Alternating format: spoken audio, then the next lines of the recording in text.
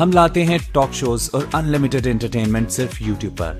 اگر آپ نے ابھی تک ہمارا چینل سبسکرائب نہیں کیا تو ابھی سبسکرائب کریں اور بیل آئیکن کو کلک کر کے ہماری لیٹسٹ ویڈیوز کے بارے میں اپڈیٹ جانیں۔ خارجہ امور کے حوالے سے ہمارا مقصد ہمسایہ ممالک اور دیگر ممالک کے ساتھ امن ہے۔ ایک ایسی حکومت جس کو معاشی محاذ پر مختلف مسائل کا سامنا ہے اور وسائل کی کمی بھی ہے، وہ سیکیورٹی کو معیشت سے جوڑ رہی ہے۔ بھارت کے ساتھ تعلقات، جہاں پر بھارت جو ہے وہ تعلقات ٹھیک کرنے کو تیار نہیں ہے، بات چیت آگے نہیں بڑھتی۔ پھر افغانستان اگر ہم دیکھیں تو وہ معاشی طور پر مکمل تباہی کے دہانے پر ہے۔ ایران جو ہے وہ دنیا میں معاشی پابندیوں کا سامنا کر رہا ہے، اور چین کے حوالے سے اگین وہی والی بات ہے کہ چین کے ساتھ ہمارا جو ایک ریلیشن شپ سی پیک کی صورت میں شروع ہوا تھا، وہاں پر بھی چیزیں جو ہیں وہ کافی سلو ڈاؤن ہیں۔ ہندوستان ہمارے ساتھ ٹریڈ کرنے پر تیار ہے، ہم ان کے ساتھ ٹریڈ کرنے پر تیار ہیں اگر کشمیر کو ایک سائڈ پہ رکھ دیں۔ بھارت کے ساتھ اپنے تعلقات اچھے بنانا چاہیں تو آپ کشمیر کی بات کرنا چھوڑ دیں۔ اگر آپ نے یہ دیکھنا ہے کہ سعودی عرب کیا کہے گا، یہ دیکھنا ہے کہ امریکہ کیا کہے گا، تو پھر تو آپ بس ہمیشہ ایسے ہی رہیں گے جیسے ہیں۔ آپ کو اپنا انٹرسٹ عزیز ہونا چاہیے۔ اگر آپ نے لوگوں کی طرف دیکھ دیکھ کر اپنا منہ سکھا لینا ہے تو پھر تو کوئی فائدہ نہیں ہے۔ اچھا، معاشی پالیسی میں ہمسایوں میں امن کی بات بھی ہوئی ہے۔ اب یہاں پر جو کرٹیسزم آتا ہے نعیم خالد لودھی صاحب، وہ یہ ہے کہ بھارت کے ساتھ تعلقات، جہاں پر بھارت جو ہے وہ تعلقات ٹھیک کرنے کو تیار نہیں ہے، بات چیت آگے نہیں بڑھتی۔ پھر افغانستان اگر ہم دیکھیں تو وہ معاشی طور پر مکمل تباہی کے دہانے پر ہے۔ ایران جو ہے وہ دنیا میں معاشی پابندیوں کا سامنا کر رہا ہے، اور چین کے حوالے سے اگین وہی والی بات ہے کہ چین کے ساتھ ہمارا جو ایک ریلیشن شپ سی پیک کی صورت میں شروع ہوا تھا، وہاں پر بھی چیزیں جو ہیں وہ کافی سلو ڈاؤن ہیں۔ یہ ایک جو ہے ایک تاثر بنا ہوا ہے اس وقت۔ تو پھر ہمسایوں سے کس قسم کے نئے تعلقات یا کس قسم کے فریم ورک کی جو ہے وہ بات ہو رہی ہے؟ دیکھیں جی، ہم نے یہ دیکھنا ہے کہ ہمارے جو انٹرسٹ ہیں اور جو ہمسایوں کے انٹرسٹ ہیں کہاں کہاں وہ ایک جیسے ہیں یا لگ بھگ ایک جیسے ہیں، کہاں وہ ایک دوسرے کو کراس کرتے ہیں۔ فار ایگزامپل، اگر ہم بھارت کے ساتھ اپنے تعلقات اچھے بنانا چاہیں تو آپ کشمیر کی بات کرنا چھوڑ دیں۔ اگر آپ امریکہ کے ساتھ اچھے تعلقات بہت اچھے چاہتے ہیں تو آپ جو اپنے نیوکلیر ایسٹس ہیں ان کو کیپ کر دیں، ان کے مزید ڈیولپمنٹ چھوڑ دیں۔ اسی طریقے سے اور باتیں بھی ہیں جیسے ایران کے ساتھ، تو میرا خیال ہے بہت ساری چیزیں تو ایسی جو ہم کر سکتے ہیں۔ میرے خیال میں ہم ایران کے ساتھ تعلقات بہت اچھے کر سکتے ہیں اگر کوشش کریں، اگر کسی اور کے انفلوئنس میں نہ آئے۔ اگر آپ نے یہ دیکھنا ہے کہ سعودی عرب کیا کہے گا، یہ دیکھنا ہے کہ امریکہ کیا کہے گا، تو پھر تو آپ بس ہمیشہ ایسے ہی رہیں گے جیسے ہیں۔ نہیں، لیکن وہ بھی تو کسی نہ کسی حد تک دیکھنا پڑے گا نا۔ جی، وہ میں بات کر رہا ہوں کہ وہ تو پھر آپ نے دیکھنا ہے نا کہ آپ نے اس چیز کو بیلنس آؤٹ کرنا ہے نا۔ آپ کو اپنا انٹرسٹ عزیز ہونا چاہیے۔ اگر آپ نے لوگوں کی طرف دیکھ دیکھ کر اپنا منہ سکھا لینا ہے تو پھر تو کوئی فائدہ نہیں ہے۔ اسی طریقے سے اگر آپ عوام کے ساتھ اپنے آپ کو منسلک رکھیں بجائے ان کی حکومتوں کے، حکومتیں آتی رہتی ہیں جاتی رہتی ہیں، تو وہاں بھی ہمارے معاملات میرے خیال بہتر ہو سکتے ہیں۔ اور چین اور امریکہ کے درمیان بیلنسنگ کا ہمیں دیکھنا ہے کہ کیا ہم بیلنس کر پائیں گے۔ ایک بیلنسنگ کا طریقہ یہ ہو سکتا ہے کہ دونوں ناراض ہو جائیں، اور یا اگر دونوں کے ناراض ہونے کا امکان ہے تو ایسی بیلنسنگ بھاڑ میں جائے۔ پھر ہمیں چاہیے کہ ہم اپنے انٹرسٹ کو دیکھیں اور کسی ایک طرف جو ہے نا اس کو آگے چلائیں۔ تو یہ کام بڑے مشکل ہوتے ہیں۔ میں چونکہ صاف ظاہر ہے کہ ڈپلومیٹ نہیں ہوں، اس لیے ذرا بلیک اینڈ وائٹ میں باتیں کر رہا ہوں، باتیں تو گرے میں ہوتی ہیں، آپ بھی جانتی ہیں۔ تو یہ تو ہمارے ڈپلومیسی کا کام ہے، لیکن اس پالیسی کا یہ فائدہ ہوگا کہ بجائے اس کے کہ foreign policy, economic policy, defence policy اپنی اپنی لائن، یہ ساری پالیسیز بنتی ہیں پاکستان میں، بڑے عرصے سے بن رہی ہیں، لیکن بجائے اس کے کہ اپنی اپنی لائن پر چلیں، ان سب کو مربوط طریقے سے ایک ڈائریکشن میں چلانے کے لیے یہ پالیسی فریم ورک تشکیل دیا گیا ہے، جو کہ بہت اہم تھا، ہونا چاہیے تھا، لیکن اب ہو گیا، شکر ہے۔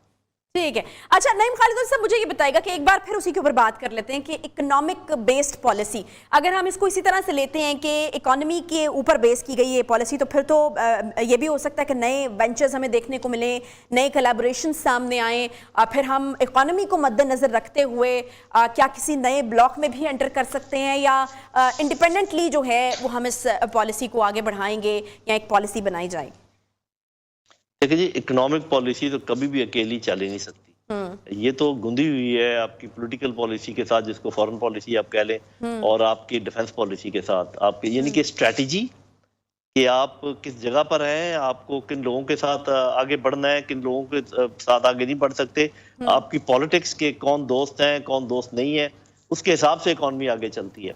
اسی لیے اس پالیسی کی ضرورت تھی کہ یہ ایک ہی لائن میں چلیں، اور یہ کہنا کہ اب دور اکنامکس کا ہے اور پہلے کبھی نہیں تھا، جب سے इंसान ने होश संभाला है। पहले कभी की बात नहीं है economics नईम का खालिद लोधी साहब। अच्छा, मुझे ये बताइएगा नईम खालिद लोधी साहब कि ये मजबूत मईशत, दिफाई और इंसानी सलामती पर मजीद अखराजात को जो है अब वो यकीनी बनाती है, इसमें बिल्कुल कोई शक नहीं है। एक चीज़ जिसके ऊपर बहुत ज़्यादा क्रिटिसिज्म होता है हुकूमत के ऊपर कि ये जो स्लो डाउन कर दिया गया है सी पैक को, ये एक बड़ी कोताही है और शायद अगर हम इसके ऊपर अगर तवज्जो देते या काम करते तो शायद इस नहज पर जो है वो नहीं पहुंचते। तो इस बारे में क्या कहेंगे? जी देखें, पहली बात तो ये कि ये क्या ये मफरूज़ा है या ये हकीकत है कि सी पैक स्लो हुआ है, ये तो कोई बताए जो सी पैक से मुंसलिक, जैसे वहाँ पर जो भी मौजूद हैं खालिद साहब, उनको चाहिए कि ये बात क्लियरली बताएं कि स्लो, और फिर ये भी पता लगाना ज़रूरी है कि स्लो पाकिस्तान की वजह से हुआ है या चीन की वजह से हुआ है, और अगर दोनों में से किसी भी वजह से हुआ है तो क्या किसी तीसरे मुल्क के इन्फ्लुएंस की वजह से हुआ है या कोई अपने मसाइल है। तो जो नॉर्मल ये समझा जा रहा है कि जो कि मेरे कानों में भी ये बात पड़ती है कि शायद अमेरिका की खुशनुदी हासिल करने के लिए या अमेरिका के करीब रहने के लिए या अमेरिका को नाराज ना करने के लिए सी पैक को स्लो करने की बातें होती हैं। लेकिन मेरा ख्याल है कि सी पैक इतना वाइटल हमारा इंटरेस्ट है, इतना जिंदगी और मौत के करीब का सवाल है कि मेरा नहीं ख्याल कि किसी के कहने पर इसको स्लो किया गया होगा। अगर स्लो की और वजूहात की बिना पर हुआ है, कुछ नेचुरल वजूहात की बिना, मिसाल के तौर पर अगर हमारे पास इतने इंजीनियर ही नहीं है, अगर हमारे पास इतने वर्कर ही नहीं है, स्किल्ड वर्कर जिनको कहते हैं, जो कि ये काम कर सकें, तो स्लो हो सकता है।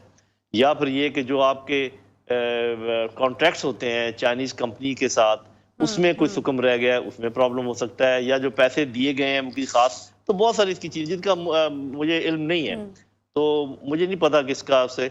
लेकिन ये मैं बता दूं कि ये जो इकोनॉमिक पॉलिसी है या इकोनॉमिक रिक्वायरमेंट है किसी भी कंट्री की, ये तो हमेशा से टॉप प्रायोरिटी रही है। ये कहना कि ये अब प्रायोरिटी बन गई और पहले नहीं थी, ये बात जरा हैरत हूं मैं सुन के, क्योंकि वी ऑल अंडरस्टैंड के मनी मेक्स द मेयर गो, के इकोनॉमी आपके जेब में पैसे होते हैं नईम खालिद तो कुछ आगे आप चल सकते हैं। चले, लेकिन चूंकि इस दफा स्पेसिफाई करके कहा गया कि इकोनॉमी के ऊपर बेस्ड करेगी, तो फिर इस तरह के सवाल जन्म लेते हैं कि इकोनॉमी के ऊपर अगर बेस्ड करेगी तो फिर उसी को प्रायोरिटाइज किया जाएगा और फिर उसके मुताबिक फैसले होंगे, फिर उसके मुताबिक वेंचर्स होंगे या कोलैबोरेशन हमें नजर आएंगे। जी बिल्कुल, लगता तो ऐसे है, लेकिन इसका अगर तो इसका ये मतलब है, मिसाल के तौर पे हिंदुस्तान हमारे साथ ट्रेड करने पर तैयार है, हम उनके साथ ट्रेड करने पर तैयार हैं अगर कश्मीर को एक साइड पे रख दें। तो अगर इस पॉलिसी का ये मकसद है, जो कि नहीं होगा मेरे ख्याल में, आप अपने इंटरेस्ट को तो कॉम्प्रोमाइज नहीं कर सकते। इसी तरीके से अगर आपको लगता है कि भी आप अमेरिका से भी पैसे पकड़ते रहे और अपने ऊपर कर्जे चढ़ाते रहे और चीन से भी पकड़ते रहे, तो वो दोनों पागल तो नहीं है, वो भी देखेंगे कि जी आप किसकी तरफ हैं, क्या कर रहे हैं। तो ये जियो स्ट्रैटेजी, जियो पॉलिटिक्स के बगैर जियो इकोनॉमिक्स चल नहीं सकती। ये तो एक आम जो इंटरनेशनल रिलेशंस का स्टूडेंट है वो ये बात समझता है।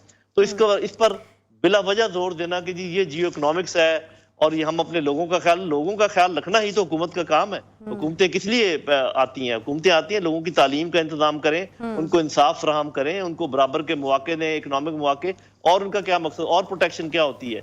आप उनके जान और माल का तहफ़्फ़ुज़ करें, उनकी इज्जत का तहफ़्फ़ुज़ करें। बल्कि आजकल जो ये आपके मैनेजमेंट होती है, परसेप्शन मैनेजमेंट, इसका भी तहफ़्फ़ुज़ करें ताकि लोगों के ज़हनों तक गलत बातें ना आए। तो ये सब चीज़ें आती हैं सिक्योरिटी के उसमें और नेशनल पॉलिसी में आनी चाहिए। तो मेरा ख्याल है कि इसको स्पेशली ये कहना कि जी ये पॉलिसी बहुत ज्यादा कोई इकोनॉमिक्स के ऊपर जोर देती है, तो मुझे तो इसकी समझ नहीं है। मैं तो समझता हूँ कि सब चीजें बराबर चलती हैं। नहीं, हम आपसे समझना ही चाहते नईम खालिद लोधी साहब, क्योंकि उन्होंने कहा ना कि बेस्ड है, इकोनॉमिक बेस्ड है, तो ये थोड़ा एक कंफ्यूजन था और बेहतर है कि जो है वो कंफ्यूजन दूर हो गई।